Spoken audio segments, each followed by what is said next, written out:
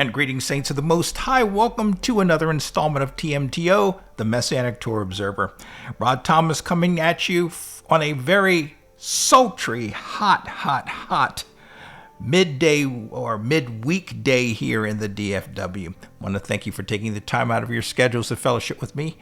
And as always, it is our hope, trust, and prayer that this installment of TMTO finds you, your fellowships, and families well and blessed.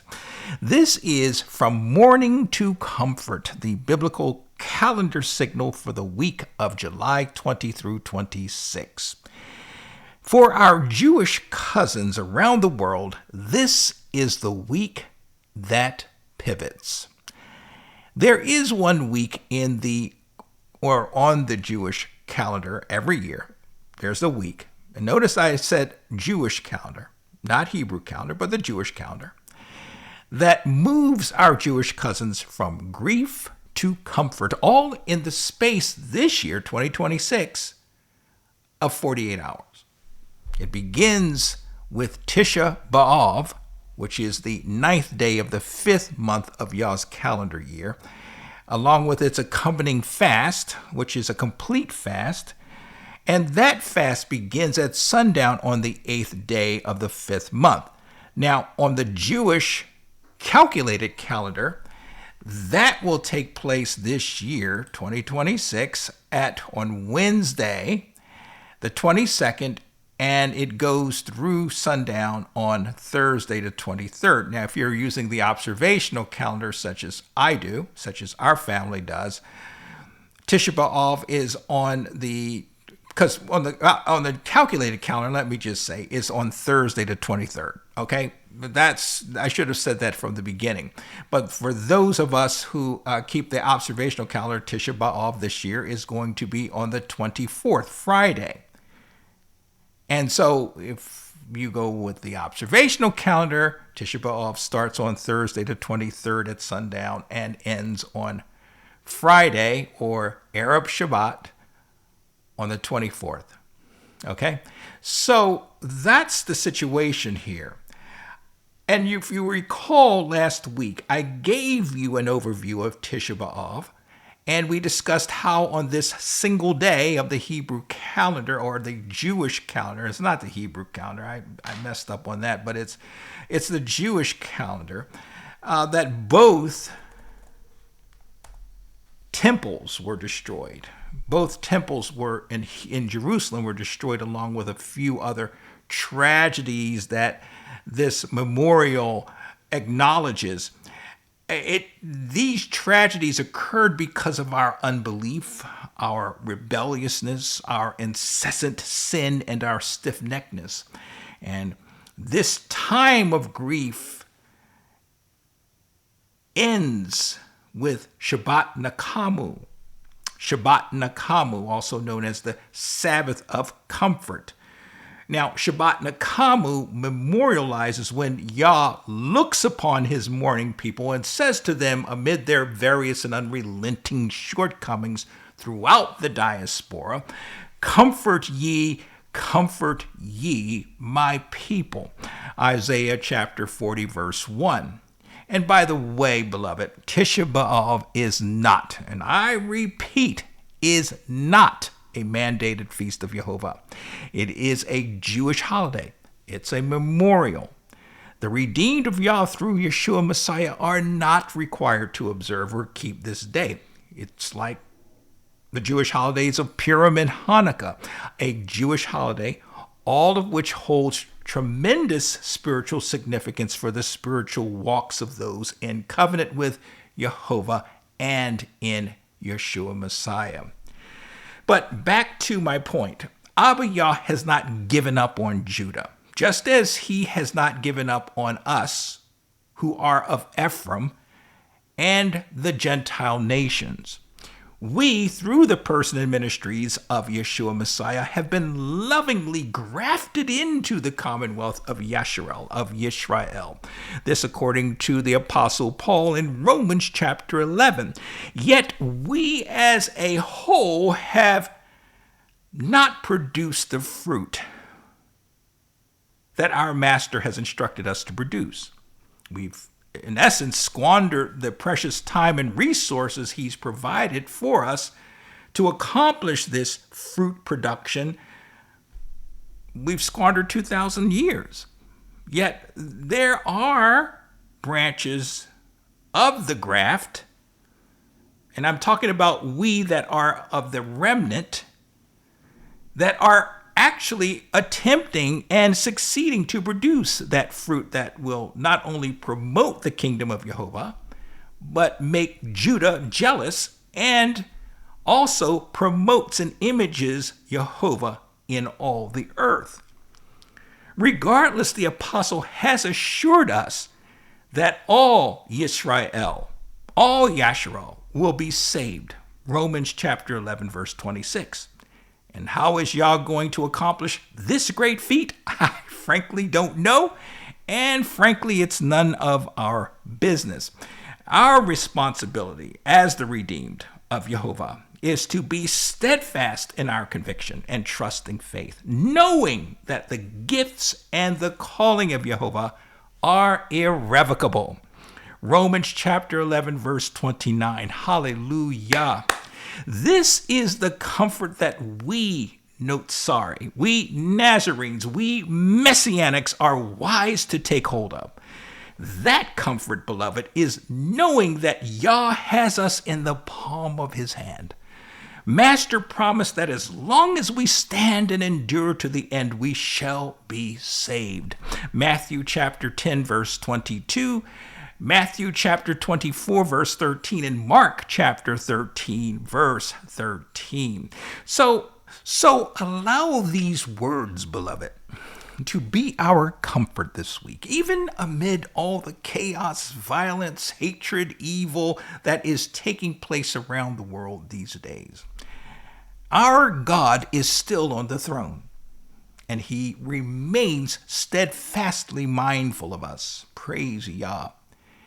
We should be mindful, beloved, that Abba Yah's reckoning of time, his set-apart calendar, is not a mere set of dates that we are to blindly pay a modicum of attention to each yearly cycle.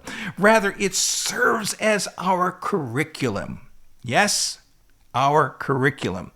And yes, I know that many of you who have been in this beloved faith of ours for some time now are sick and tired of hearing about calendars, yada, yada, yada, and I get it.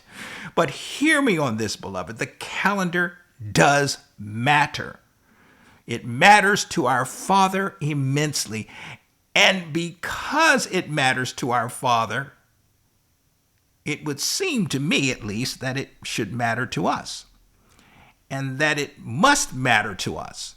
It's not that it should, it must. So let's not tire in adhering to Yah's reckoning of time. At least keep his calendar to the best of our understanding.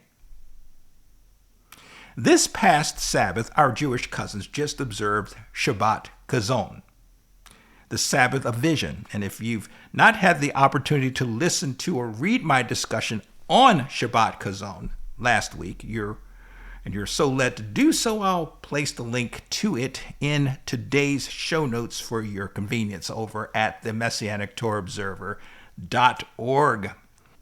Now, as I previously mentioned, this coming Friday, July 24th, which according to Abba Yah's observational calendar will be the 9th day of the 5th month of Yah's sacred calendar year, popularly known to our Jewish cousins as Tisha B'Av.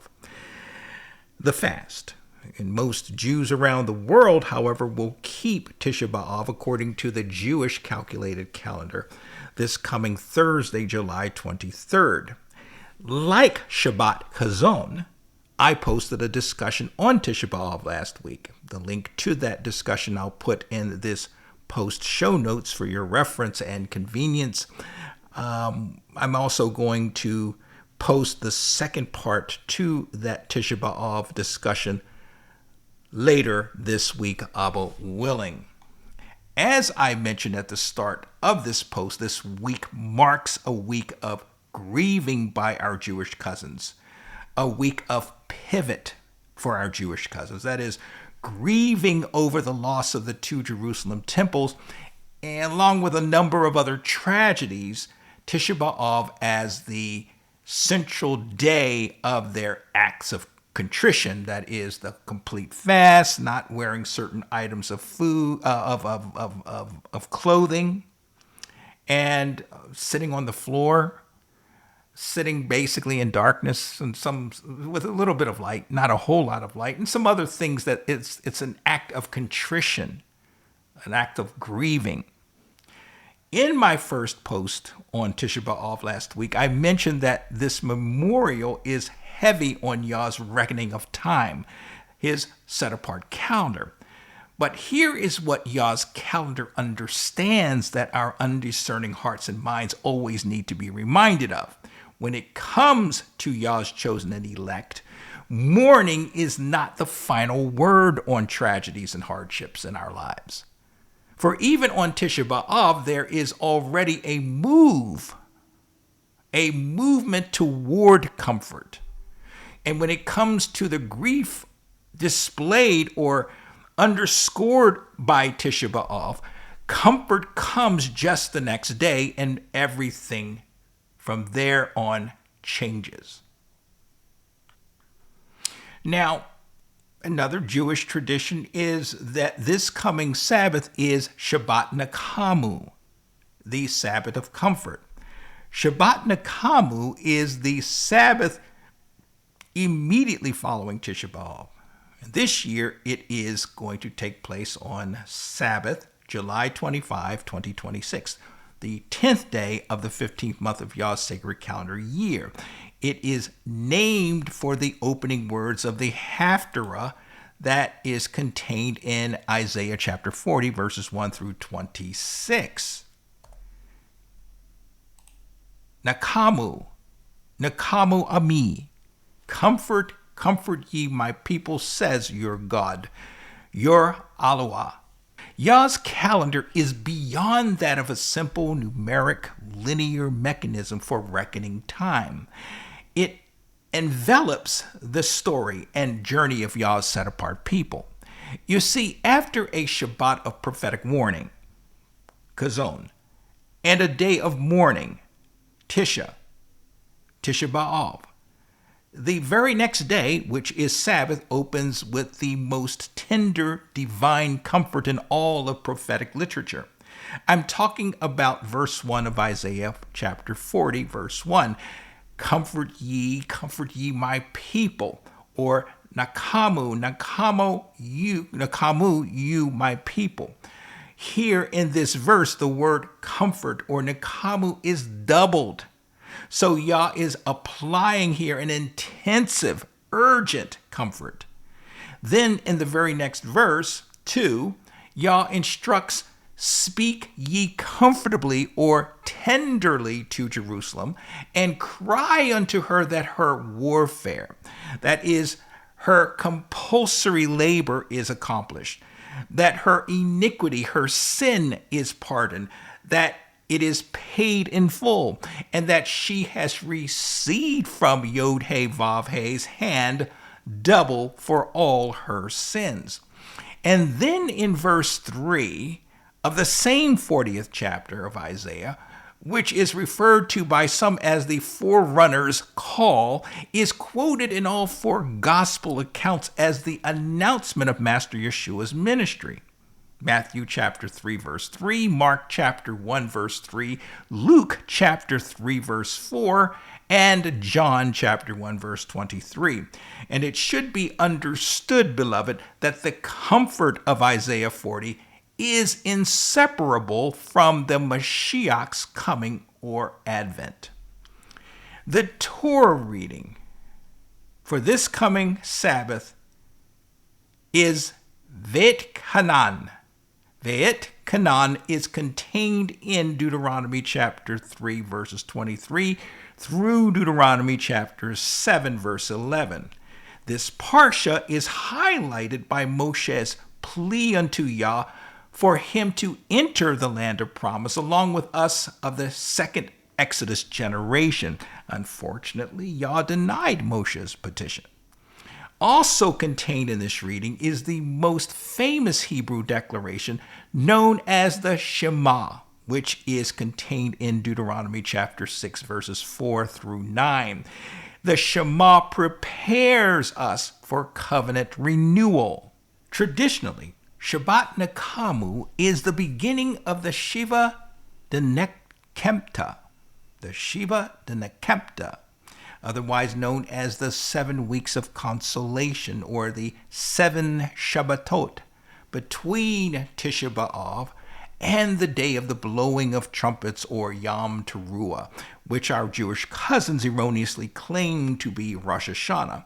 And it is during this period that all of the Haftarot are drawn from Isaiah chapters 40 through 66. And this is called the Book of Comfort.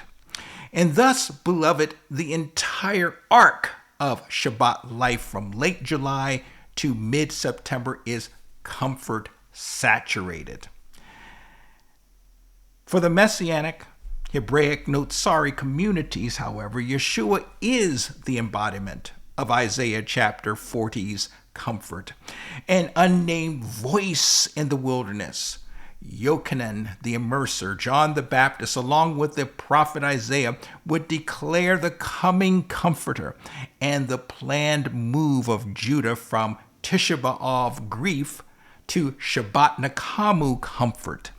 And this pointed to the move from the temple's destruction to the presence of the one who is greater than the temple itself. Matthew 12:6.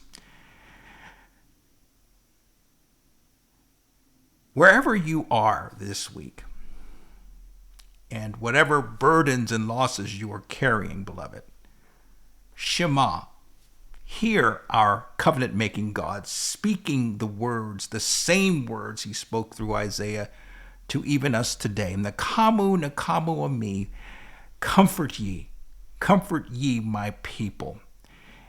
Indeed, beloved, Yah is not done with Yasharal.